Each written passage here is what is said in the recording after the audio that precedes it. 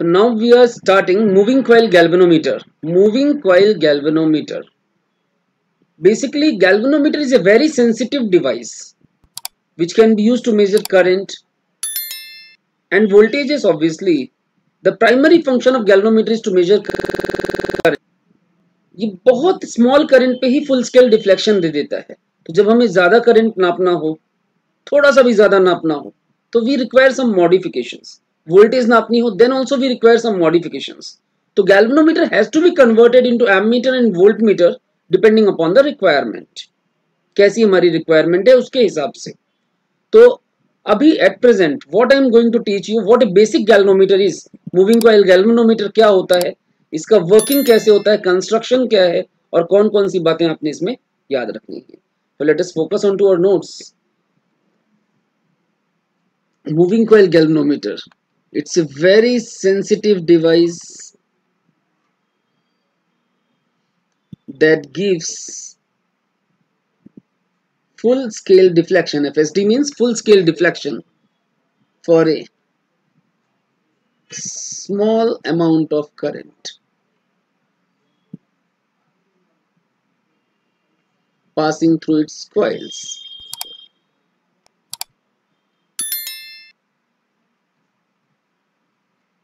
It can be used to measure current as well as voltage, but after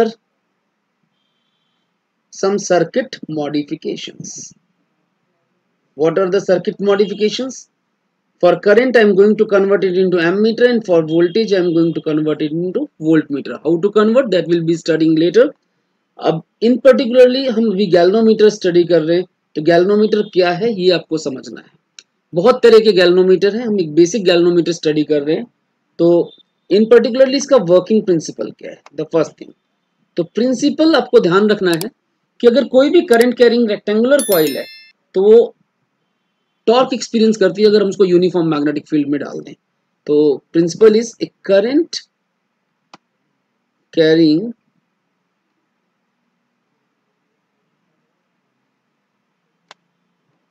rectangular coil experiences torque in a uniform magnetic field. Current carrying rectangular coil experiences torque in a uniform magnetic field. और अभी हमने इसे study किया था पीछे slides में कि it is mb sin theta, I can say b ना sin थीटा, है ना. तो ये चीज आपको याद रखनी है, वर्किंग प्रिंसिपल है. अब हम इसका कंस्ट्रक्शन क्या है, इसकी वर्किंग क्या है और इसकी theory, construction, working and theory, that we are going to study. सुनिएगा ध्यान से. मैंने हॉर्सशू मैग्नेट के दो पोल्स अरेंज किए हुए हैं, concave poles, not flat poles, concave poles. कैसे पोल्स हैं यहां लिख देता हूं मैं. कॉनकेव पोल्स जो कि रेडियल मैग्नेटिक फील्ड देंगे. कैसी मैग्नेटिक फील्ड देंगे, रेडियल मैग्नेटिक फील्ड. जिसका बेनिफिट क्या है, रेडियल मैग्नेटिक फील्ड के दो बेनिफिट्स हैं. एक, मैग्नेटिक फ्लक्स डेंसिटी जो है वो काफी स्ट्रांग होती है, और दूसरा, इस मैग्नेटिक फील्ड में जो प्लेन ऑफ कॉइल है that is parallel to the direction of magnetic field. Plane of coil is parallel to the direction of magnetic field. I can say area vector is perpendicular to the magnetic field, due to which torque is maximum. कैसा है, torque maximum है, और वो कितना है, बीना. Deflecting torque जो इस पे आएगा, डिफ्लेक्शन वाला torque, that is maximum and that is BINA. और इस डिफ्लेक्टिंग टॉर्क का फायदा ये होता है कि जो डिफ्लेक्शन आएगा वो करंट की प्रोपोर्शनल आएगा. ये चीज अभी मैं डिराइव करके दिखाऊंगा. जो डिफ्लेक्शन होगा कॉइल का that will be directly proportional to current. तो the first thing I said, this is north pole and this is south pole of a horseshoe magnet. Notes ध्यान से देखिए और उनको डेवलप करिए. पॉइंट्स मैं आपको बता रहा हूं. North pole and south pole of a horseshoe magnet. Clear. Radial magnetic field किस लिए, ताकि मैग्नेटिक फील्ड की ताकत भी ज्यादा हो और प्लेन ऑफ कॉइल जो है वो मैग्नेटिक फील्ड के पैरेलल हो, या फिर एरिया वेक्टर मैग्नेटिक फील्ड के परपेंडिकुलर हो. ऐसा होने से क्या होगा, मैक्सिमम टॉर्क एक्सपीरियंस होगा. अब देखिए, मैंने क्या किया, कोर ली, एल्निको कोर, एल्युमिनियम निकल और कोबाल्ट की कोर है ये। इसके ऊपर I can say alnico core. Clear. इसके दो बेनिफिट्स हैं। एक तो ये हमें फास्टर डैम्पिंग में हेल्प करता है, इलेक्ट्रोमैग्नेटिक डैम्पिंग को फास्ट अचीव करने में हेल्प करता है, और कॉइल को रिस्टोर करने में हमारी मदद करता है। क्लियर। इसके ऊपर हमने रेक्टेंगुलर कॉइल की टर्न्स वाइंड अप कर रखी हैं यहाँ पर। Clear.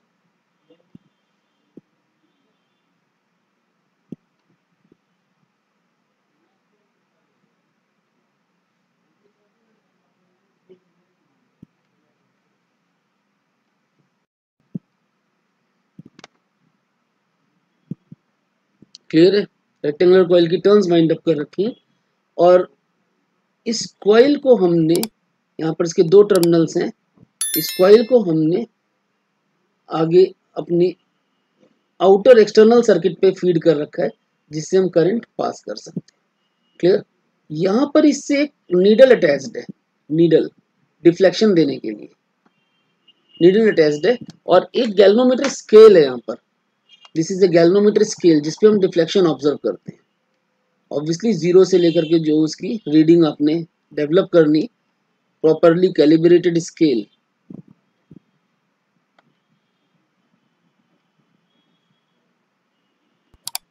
Clear. Calibrated means properly marked depending upon requirement, zero से लेकर के आई जो आपने रेंज नापनी है वहां तक। क्लियर। ये अपनी स्केल बनानी। अब होता क्या है, एक्सटर्नल सर्किट से हम जब भी करंट यहाँ पर पास करेंगे, मान लीजिए मैंने यहाँ पे एक्सटर्नल सर्किट लगा दिया, तो यहाँ से करंट जब गया, इधर से गया, इस कॉइल से पास होगा, इस यहाँ से गया मान लीजिए, फिर इस कॉइल में पास हुआ, यहाँ पर इस कॉइल में फ्लो कर रहा है, सर्किट कंप्लीट हुआ, तो ये कॉइल क्या करेगी, टॉर्क एक्सपीरियंस करेगी।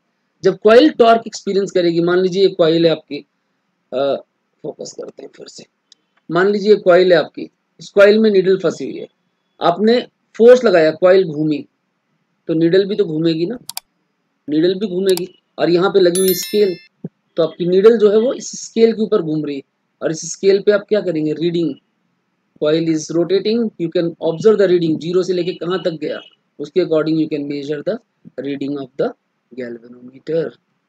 समझ में आ रही बात। अब देखिए दोबारा, यहाँ पर नीचे वापस लाने के लिए कॉइल को हमने स्प्रिंग लगा रखी है। Spring, what is the function of this spring. Spring का काम होता है, दो काम है, एक तो टू कंप्लीट द सर्किट, ये दूसरा एंड जो है हम स्प्रिंग से ही कनेक्टेड रखते हैं basically, second terminal, to complete the circuit by earthing, earth provide करता है, रेफरेंस पोटेंशियल बोल सकते हैं, और दूसरा टू प्रोवाइड रीस्टोरिंग टॉर्क, नजर आ रहा है ना आपको, टू प्रोवाइड रीस्टोरिंग टॉर्क। हमने पढ़ा हुआ है कि जब स्प्रिंग को हम डिफ्लेक्ट करते हैं थीटा एंगल से, तो रीस्टोरिंग टॉर्क होता है के थीटा, के थीटा, जहां theta is deflection by the coil और के is called restoring torque constant. यहां लिख देता हूं मैं, रीस्टोरिंग टॉर्क, कौन सा, रीस्टोरिंग टॉर्क कौन दे रही, स्प्रिंग, दैट इज के थीटा, जहां के is called restoring torque constant. क्या बोलते हैं, रीस्टोरिंग टॉर्क कांस्टेंट, या फिर टॉर्शनल कांस्टेंट, क्या बोलते हैं, दूसरा नाम क्या है, टॉर्शनल कांस्टेंट। ये सब नाम आप 11th क्लास में पढ़ के आए हुए हैं। And theta is deflection, theta is deflection by the coil.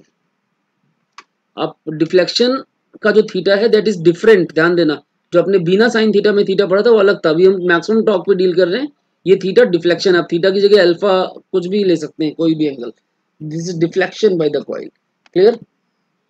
तो जब मैं करंट पास करूंगा यहाँ पर, तो इस नीडल ने क्या किया, डिफ्लेक्शन दिया, और स्प्रिंग इसको वापस लेके आ रही है, तो at equilibrium this deflecting torque should be equal to this restoring torque, ये दोनों बराबर होने चाहिए। क्लियर। तो अब यहाँ जगह नहीं है, यहाँ पर लिखता हूं मैं जरा सा, तो डिफ्लेक्टिंग टॉर्क कितना है, BINA, that should be equal to restoring torque K theta. Clear. तो इसका मतलब हुआ theta is equal to B I N A upon K, I को अलग कर लीजिए, तो theta is B A N upon K into I, मतलब theta is BAN upon K into I, यानी theta is directly proportional to current, यानी coil का जो डिफ्लेक्शन है वो करंट के डायरेक्टली प्रोपोर्शनल है। क्यों?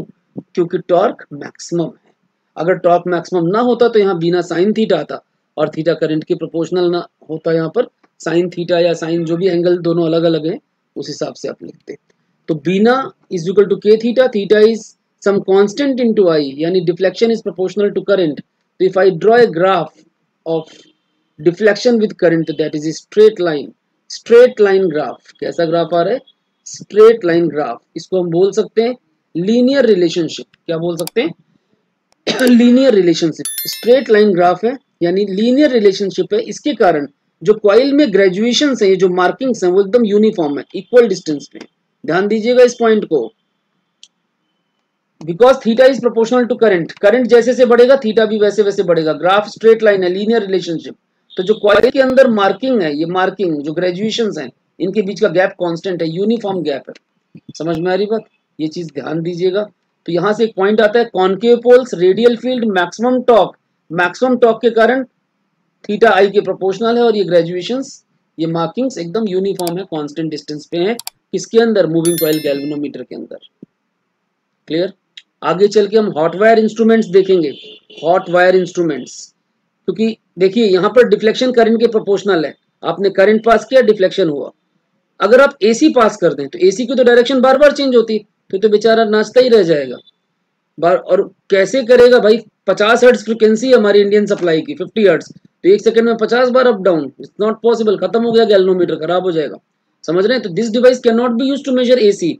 एसी नापने के लिए हम लोग, ऑल्टरनेटिंग करंट्स नापने के लिए हम लोग हॉट वायर इंस्ट्रूमेंट्स यूज करते हैं। क्या यूज करते हैं? Hot wire instruments. वहां पर डिफ्लेक्शन हीट के प्रोपोर्शनल होता है। ध्यान दीजिएगा, हॉट वायर इंस्ट्रूमेंट्स में डिफ्लेक्शन हीट के प्रोपोर्शनल होता है, यानी आई स्क्वायर के प्रोपोर्शनल होता है। स्क्वायर ऑफ करंट के, आई स्क्वायर के प्रोपोर्शनल है डिफ्लेक्शन। कहां पर? हॉट वायर इंस्ट्रूमेंट्स में। तो जब करंट के स्क्वायर के प्रोपोर्शनल होगा तो ग्राफ स्ट्रेट लाइन नहीं आएगा। I think you are getting. और जब ग्राफ स्ट्रेट लाइन नहीं आएगा तो जो मार्किंग्स होंगी, ग्रेजुएशंस होंगे, वो यूनिफॉर्म नहीं होंगे, वो स्क्वायर के हिसाब से बढ़ेंगे। तो जो स्केल है वो आपकी, उसकी जो मार्किंग्स हैं, जो गैप्स हैं, दो सक्सेसिव मार्क आप जो बना रहे हैं, ग्रेजुएशंस जो बना रहे हैं, वो गैप नॉन यूनिफॉर्म होंगे, वो स्क्वायर लॉ को ओबे करेंगे। क्लियर है? इस चीज को ध्यान देना है। अपने नोट्स पे थोड़ा फोकस करिए और इसको नोट करिए। अपनी शीट चेंज करते हैं।